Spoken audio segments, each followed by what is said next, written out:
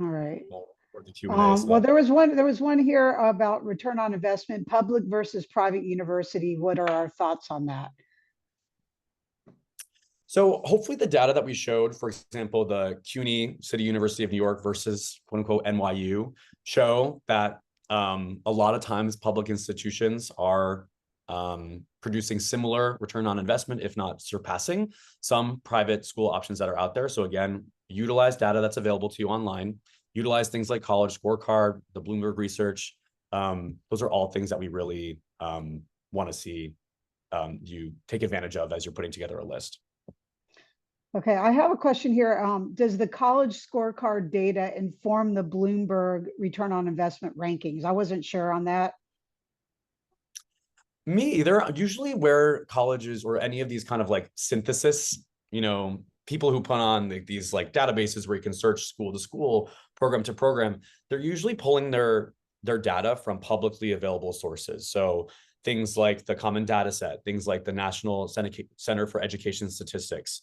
Um, they'll look at things like, average cost of attendance, um, that a college is usually also providing in terms of their own publicly available data. So I'm sure there's a lot of overlap in terms of the sources that each of these, kind of compilation websites or quick search websites, comparison tools are sourcing, but I don't know 100%, if each one is different. Okay, here's one. It says generally state schools tend to offer more flexibility when it comes to transferring AP enrollment credits compared to private schools or Ivy League institutions. This flexibility can be especially beneficial for students pursuing dual majors or a BS MS pathway. I'd love to hear your thoughts on this. Yeah, I mean, I think so. As someone who's worked at more selective colleges, I Pomona limited two incoming AP classes of a score or a 4 or a 5. Same thing with dual enrollment or IB classes. If you had a 6 or a 7 on the exam, it's a maximum of 2, because the whole idea is they want you to be there for 4 years. They're not looking for you to graduate early.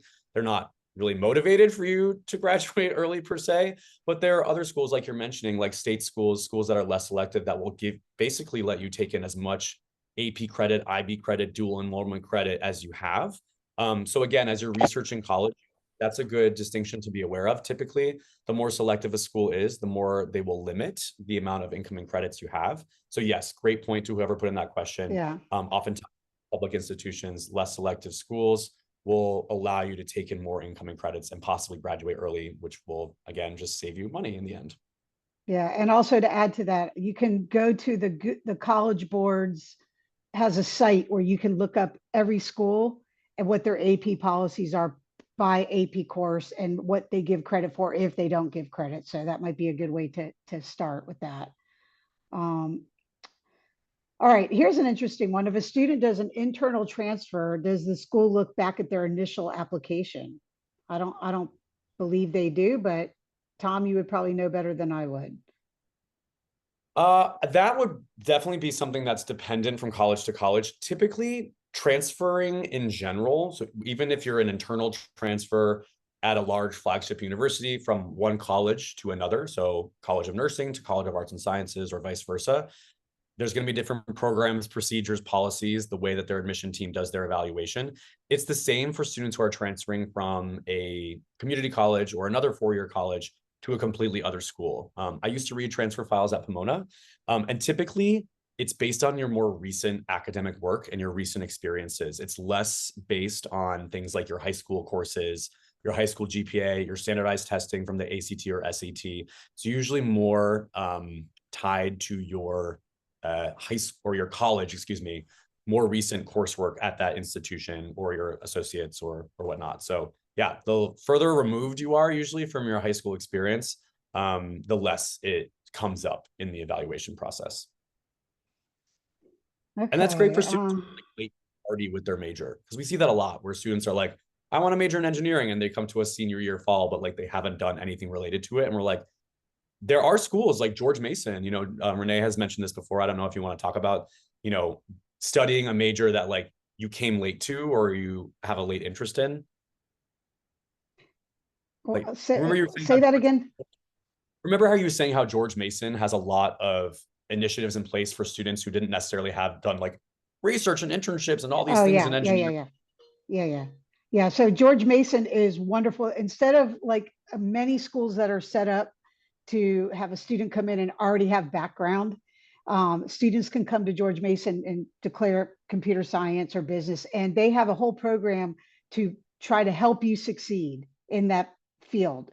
Um, it's a wonderful school, and they also have the best pep band in the world, so you should check them out. They don't have football, but they have basketball, and their basketball is wild. So I enjoyed my trip there, and I loved how they really just nurtured every student in every field, as opposed to some other schools that it's a 3% admit rate. You need to be at the top of your game already by the time you get there. Not a lot of wiggle room for errors when you start off in a major that is that selective, for sure. Let's see how many we have. A lot of questions here. Um, let's see. All right. If a So kid some had a rough, I'm sorry. Go ahead, Tom. you go. No, no, no, I go. was I was going to read this question. If a kid had a rough ninth and 10th grade year, and didn't take AP classes until senior year, how would colleges evaluate that? All A's in 11th and probably 12th, and then some incomplete or B's and C's in ninth and 10th. Yeah. So this is really going to depend on the colleges that you apply to, right? Because there are some schools that are a little more stringent and strict with grades, even the ones that are early on. And I can say that from having worked at one of them. So Pomona, the admit rate is less than 10% each year. Students who had multiple B's, regardless of what year they were in, it was going to be a pretty uphill battle for them to be admitted in our pool of applicants, who most of whom had all A's, all 4 years. And that's not saying don't bother applying, don't put your hat in. It's just to inform you of how, a highly selective, very, very highly rejective school is evaluating for a student's academics. Even within the Claremont College system, though, where not everyone knows this, but Pomona is one of the undergraduate schools. It's called the 5 Cs, the 5 undergraduate Claremont colleges. It's Pomona, Scripps, Harvey Mudd, Pitzer, and Claremont McKenna. They're all more selective liberal arts colleges in 1 square mile radius. You can take classes at any of the 5 schools. You can eat at any of the dining halls.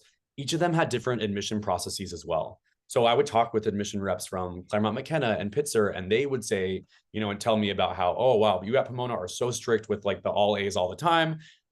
We are definitely more willing to look outside of that, depending on the type of high school a student has come from. Maybe it is a high school where it's harder to get all A's. And we look at, we factor that in more so. Pitzer is like, we're really big on our core values. So the students who are showing environmental sustainability and civic engagement and multicultural awareness, like those are students that we are more likely to admit, even though our admit rate overall is low. Some B's or lower grades in ninth grade are not going to knock a student out of the running. So it really does show you that if you're interested in colleges, it's worth it to do webinars. It's worth it to kind of research their, meet with their admission team, do information sessions, do college tours to get these questions answered, so that we have a better sense of how different colleges evaluate the academic profile. In general, though, most schools are not like a Pomona, where you have to have all A's all 4 years. They are evaluating you. Your more recent coursework is definitely a lot more important. So kid with a few B's or maybe some stumbles adjusting to high school in ninth grade, that's very normal. There are going to be a lot more colleges than not that understand that.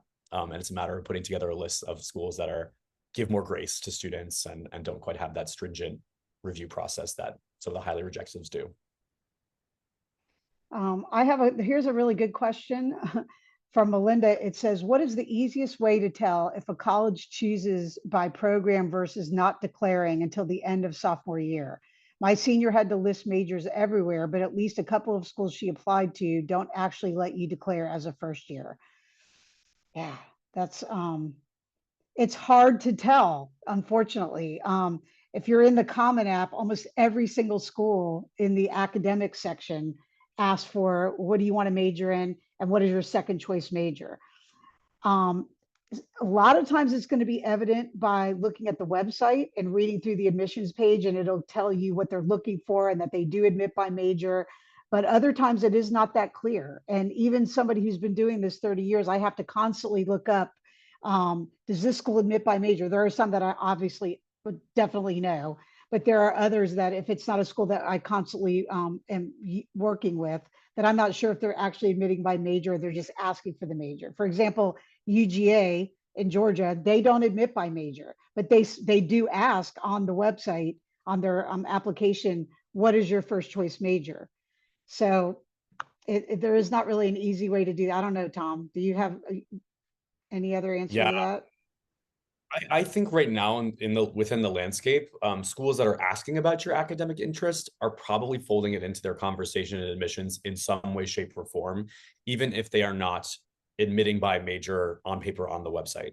It's not to say that every school is doing this like covertly or secretively, but I think it's especially if you are again targeting the more on the rise majors, the ones that are more impacted, less that there are just less seats for. It probably behooves you to just be more conservative with that, and just expect that it's going to come up in conversation in some way. The degree of how much it is going to move the needle or be like what percent, of the total decision at an individual college is going to vary because it's a holistic review. There's lots of different components. Student who's really hooked, might not necessarily need to have quite as many academic alignment experiences as another one if they have something that the college really wants. So that business side of the college is still very much in play. There were two questions I just wanted to answer quickly live about the Bloomberg data, the return on investment data. Yes, Bloomberg does fold in overall net price and cost. So there was a question about, does the Ivy example, is that factoring in a student who took on a ton of debt versus someone who went to a state school and lived at home and overall the cost was less? They are factoring in that into their kind of summary calculation, but it is, I'd say, best, to your point, anonymous attendee, it is best to kind of understand your particular situation and journey and utilize that when making decisions on colleges, your cost, reality. Because some of these schools, the net price overall might be a certain amount on a ranking or a list or a database, but it may not be reflective of your particular situation. If it's a college, for example, that meets 100% of demonstrated need, and you're a family that is requiring, you're more middle income, maybe you're looking at colleges that have more merit aid opportunities to lower the total sticker price. The ROI calculation might be folding in more of the students on financial aid who have zero student aid indexes. They come from very, very low income families. There's not as many people in the middle. So, using your own, doing things like the, net price calculators or my intuition or individual specific tools to understand your intended cost of attendance at different colleges is probably going to be something you want to think about when researching schools. And then lastly, someone's asking, why is the Ivy return on investment so much higher? Lots of factors, right? There are schools that have lots of connections in lots of different big industries. And someone asks, is it because many grads go into investment banking and consulting with high salaries? Ding, ding, ding. There is a lot of interesting data about Ivy League schools in particular. And students coming in at the time of application with certain goals and aspirations, and I want to change the world. I'm not saying that consulting, you can't do that. But when they get to that Ivy League school, a lot of them end up going towards that career route and path because it's what everyone else is doing and it's in vogue, and they see, how coveted and desirable it is. And it becomes kind of this competitive thing in a way for many people. So yeah, they're not the best place for everyone, even if there is that return on investment. The student experience and fit overall is definitely something to consider. Okay. Ty asked a good question about, and Renee, I think you flagged it, about if business is an impacted major, would it be more advantageous to pursue economics? What do you think about that? I think it's one of those, it depends, of course, but I do think that economics is a really good like second choice major for business. Um, and the student can get to the same point. If their goal is to get an MBA, economics is going to get them there. Um, and a lot of times economics can be an easier major to get into. So it really depends, but it also depends on the school because there are times when economics can also be impacted. So it really depends. Yeah, I don't know. Tom, what do you think? Anything else on that? Yeah, I'd say, more often than not, if you are looking at a college that has a school of business, an undergraduate school of business versus an economics major within the College of Arts and Sciences, you're typically going to see on average a lower acceptance rate for the economics within College of Arts and Sciences.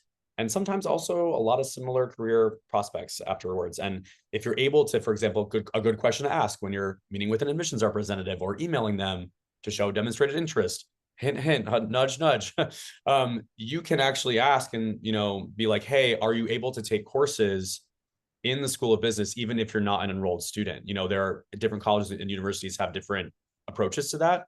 So what I said before about building up your skill toolkit, you don't necessarily have to have the major. You can have experiences, courses, you can put it on your resume, you can talk about it in interviews, and that's going to kind of help position you as well for some of the employment opportunities you're excited by. Yeah. Yeah. There's a couple more here. I was going to type this one, but how should student athletes whose sport is highly involved handle their minimal amount of extra time? So colleges are well aware that students who are in sports are heavily involved, and it's a huge time commitment, practices, games, depending on the sport. It can be a lot. And a lot of students are doing year round. They're doing club and varsity at school. So again, there is no right or wrong activity. There are students who have to work full-time jobs or part-time jobs, but that can be almost full-time when you're going to school. And there's not a lot of time for other things. So you're going to be looked at based on what you've done, because there's only so many hours after school and on the weekends that you can fit anything in. So if a student is in a sport and they're in a club and that's all they have, then that's all they have. But maybe the time that they spend during the school day taking their classes are going to be really important, that the classes are lined up with what they want to major in. So if they want to be a business major, if the school offers a business course, try to take that, because there may not be enough time to go and do these things. If the student has summer available, that would be a time that they could possibly do their own project or do something shadowing or do an internship or something like that. And then during the school year, they're focusing on their sports. But as I said, I have many students who are doing club and it goes all summer. So they really don't have that off season where they can take part in any of this. And that's all going to be explained in the application as well, because it's going to ask how many hours per week and how many weeks per year do you participate in this. So if it's a year round and there's not a lot of time, then that's what it is. Yeah. And of course, my like, this is like somewhat of like a cynical answer is maybe look into recruitment if you haven't thought about it already, if you have the ability, whether that's division 1, 2, 3. If you are investing significant time in your athletics, that can be something that a college is very interested in having on their campus. So if you have more limited time and can't do kind of some of these academic alignment areas, ideally you make time for them somehow, maybe during the summer, during the off season, but also maybe have this be something that helps you with your college process in some way. Pamela asked a great question about any steps that you suggest students use AI to direct their job and major searches. I definitely have become more, adept at using AI for different things. Something I've actually been experimenting with, this is kind of neat, is you can now upload documents to, with the prompt that you put into an AI chatbot. So I've had experiments where, I've with permission, used like looked up student transcripts and school profiles and been like, based on this, ask me some questions about my academic performance and help me put together a college list. So you can actually feed in, for example, like your transcript into, a AI chatbot and be like, hey, based on this, based on the courses and my performance in them, like, are there certain majors that you think I should explore that are, aligned with my aptitudes and my strengths? There's lots of ways I can say you get pretty creative with this. I tend to also ask things, instead of things like best, like it's really easy for students to stick with like the most basic, sorry, students, if you're on this call, I'm not shading you, but oftentimes the most like basic search terms like best, greatest. But sometimes, like I said before, using AI to do things like, hey, what are some colleges that are doing innovative things with this area? Or what are some colleges that are investing lots of new money and resources in certain majors or programs? That's I'd say a way to utilize AI and come up with some interesting things for you to go on and research yourself. Don't take everything that the chatbot puts out there initially as face value or their word is law, because again, there's a lot of, I'd say, fact checking and your own research that you want to do in conjunction, but it can be a great starting point, really help start a conversation off and help identify some things that, you may not think about otherwise. And then lastly, there's a question about cracking down on free, like a lot of colleges are right now. There's a lot of news about how they're cracking down on free speech, and activism is becoming something that's a little more controversial or just heightened at many different institutions. And our college is evaluating high school activism unfavorably or similarly. That is kind of we don't know yet. I would say that each individual college is probably taking steps based on their legal guidance and counsel. There are probably going to be some schools that are more, I've even seen announcements from college presidents, like recently the college president from Mount Holyoke College, which is a women's college in South Hadley, Massachusetts. She's out there being like, this is our mission statement, this is who we are, and I'm not going to like cower and cater to some of the fear that's being stoked right now of funding being pulled, for evidence that a college is supporting activism.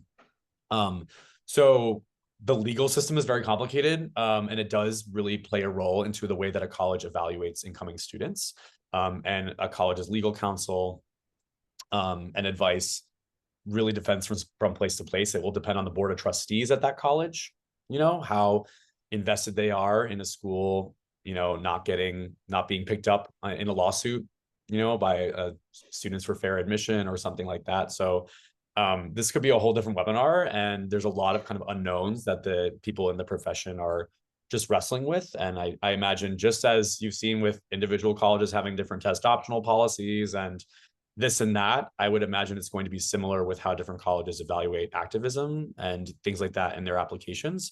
It doesn't mean a student shouldn't talk about it. It doesn't mean a student shouldn't mention it, because there are going to be schools that still celebrate that, still want that. And if it's really what you as a student, how you want to spend your time, what you're excited about, you shouldn't be ashamed of that or hide it. Even if there are going to be some schools that maybe, traditionally would have seen it more highly and aren't anymore, you'll land at the place that will probably support you better by sticking to the authenticity. It's a good note to leave things on, I think. Yeah, very good, Tom. Well, thank you. All right.